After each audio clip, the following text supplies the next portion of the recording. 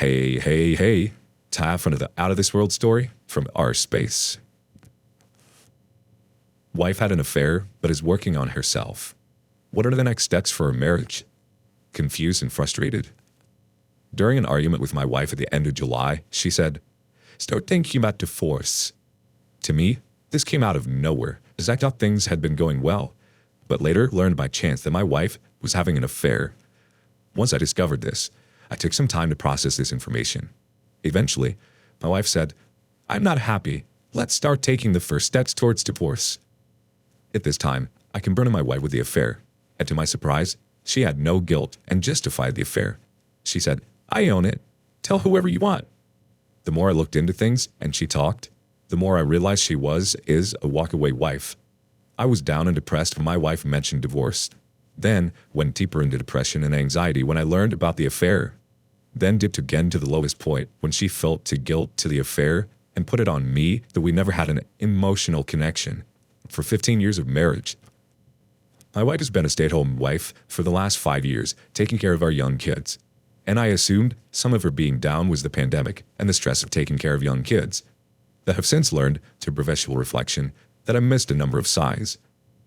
My wife is firm that she told me last summer in my office that she wasn't happy, but I never heard that and told her, "You told me while I was in my home office working."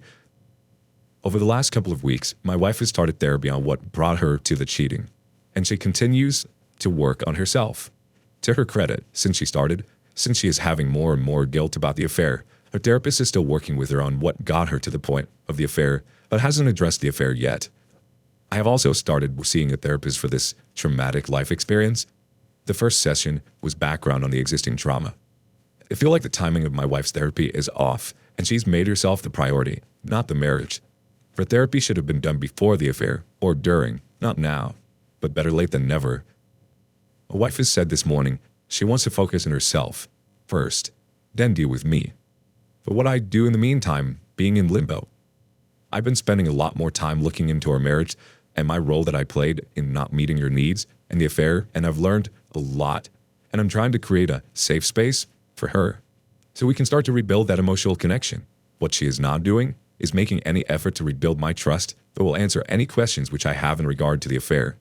This is me asking and making the effort, which, as the betrayed spouse, is unfair and probably a sign we're heading toward divorce.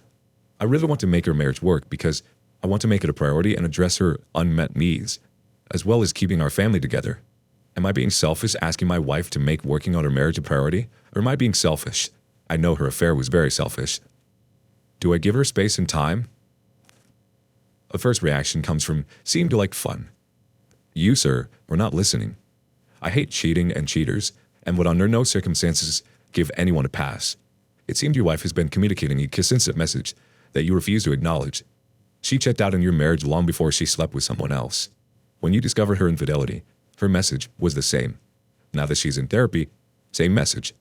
You seem to be the only one on the planet that doesn't believe what she's saying.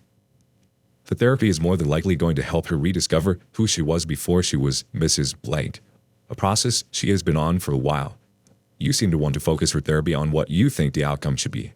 It doesn't work that way. I see her getting her crap together in preparation of doing what she has said, leaving the marriage. If I were you, I'd prepare for that eventuality also. I hate to be so blunt, but you seem tone-deaf or obtuse. Update. My ex-wife started an affair on November 2018, which I discovered in August 2020. She had no interest in working on the affair while I did the pick-me dance, then learned what the pick-me dance was and stopped. She moved out in November 2020, and as of today, is officially dating her affair partner long distance. The issue that I'm having is that I'm struggling with the anger from all of this and losing my kids 50% of the time. My youngest has abandonment issues from missing his mom, and my oldest, Aid, has increased anxiety. I kept the marital home and have tried to keep things as noble as possible, while keeping my anger, sadness, inside and just talking with therapists and friends. Last week, my youngest brought an item from my ex's house, which is a trigger for her affair. I texted her not to have my kids bring these over, as they are a massive trigger, to which she responded, "Okay. No, sorry, but no longer expect that." This morning, she dropped off the kids at my house 20 minutes late and didn't provide an explanation. I called her out on it, but she didn't respond.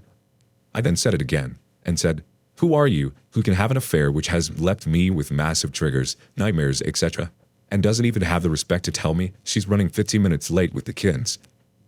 She just said, I am good. See you deal with your stuff. I knew deep down this is just the standard for dealing with a narcissist, but my kid saw me slam the front door on her when she said that. I try to set the best example I can, but sometimes I have a setback. With all of this, and with therapy, I have always taken the high road and never said anything bad about my ex to my kids. I haven't even exposed her affair to more than my friends and family for support, and her parents and sister. The fact that my ex-wife is still dating her affair partner and doesn't see the damage she has done to me and my family drives me insane. Each day I fight to urge a call up her affair partner, his parents, and expose him for the piece of trash he is. He is 39 and single, so he doesn't have a wife to tell. My friends and therapists say, what good will it do? But I keep thinking that I'm exposing a cheater that had no respect for me or my family. The fact that it's only a matter of time before the affair partner is introduced to my kids is another story. Any tips outside of working on yourself, working out, hobbies, etc., which we all get as the betrayed spouses, are appreciated. We have a community response from OneWay8383. More importantly, why are you being so horrible to her? Why are you repeatedly telling her about your triggers? Don't you see she's deliberately doing these to you? Stop being a doormat and start rocking her. Our next thought from True Entertainment 79. Don't talk to her. Don't let her get to you. Don't play into her game. Use one of the co-parenting apps. Beat that absolute gear rock around her, and while you aren't doing the pygmy dance, you're still playing her silly little game, and she's reveling at it. Or, as people say, she's living rent-free in your mind right now. Stop focusing on her, or him, or anything to do with them. You aren't healing yourself as long as you aren't focusing on you and your children. Work on you. Be there for your kids, because this is just tough, all around for you and them. Yeah, it's hard at first, because of all the unknowns. But start with the basics. She cheated. That's a deal breaker. You didn't break your marriage up, she did. Yeah, you have a lot of work to do because of it. But would you rather be oblivious and happy with her, or hurt and happy without her? Get a co-parenting app and make her use it. And log every time she's late with the kids.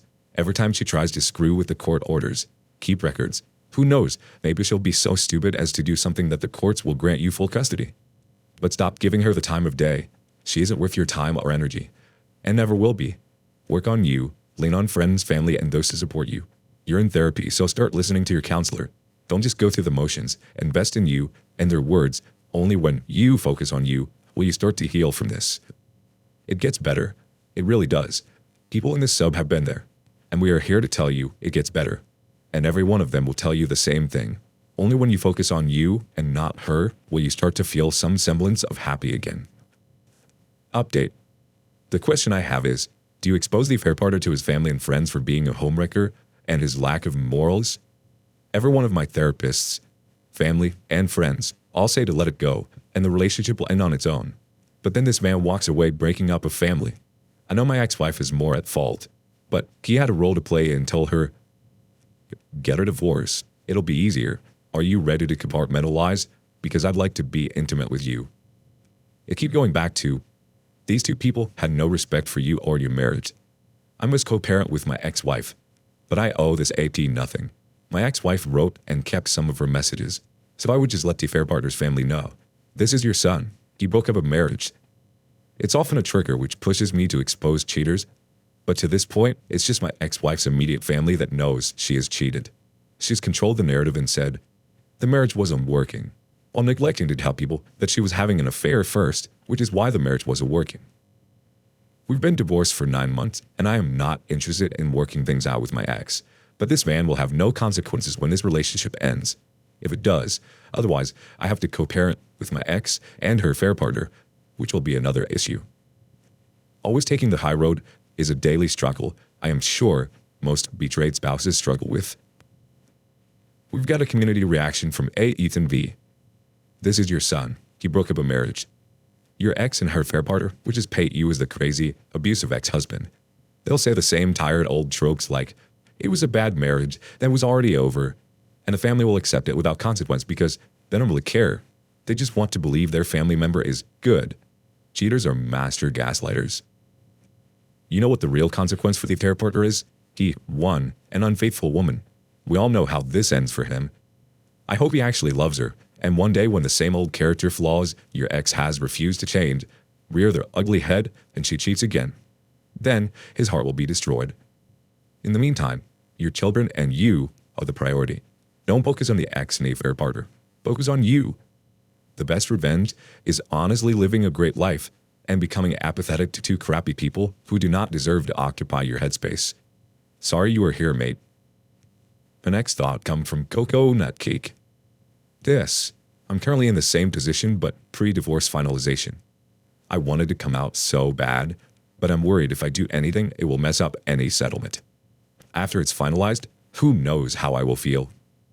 That being said, the friend did this, confronted the affair partner and her family, and she said it was a terrible idea and just made her feel worse. The affair partner just kept talking about how she must not have been a good wife, good sex partner, etc., which is not true. But even if it was, he is the cheater. Plus, anything the wayward husband had told the affair partner about what he didn't like about his wife, the mom just told her to shut the front door, and she didn't care because her daughter was happy. My friend didn't get any closure and in fact felt significantly worse after it was said and done. They don't care about you anymore, and they are both terrible people. You won't make them feel guilt or shame. They are incapable of feeling it. You'll just hurt yourself. DOP replies, I am sorry you're also in this situation. You're right in that people who are in affairs are broken people. My ex-wife's affair partner had no life responsibilities and never had a relationship for longer than 6 months outside of this affair. If these people did feel guilt or shame, they wouldn't have had the affair in the first place. It's just frustrating. Update. Tips for dealing with affair partner meeting children for Thanksgiving. My children, under 8, are meeting my ex-wife's affair partner for the first time at Thanksgiving and probably Christmas next month. There's nothing I can do about it, but I can't get over the fact that my ex-wife, cheating is domestic abuse, and her affair partner, who knew she was married with young kids, are going to be around my children. We've been divorced for just under a year, and her affair started 2 years before that, so she's been dating her affair partner for 3 years.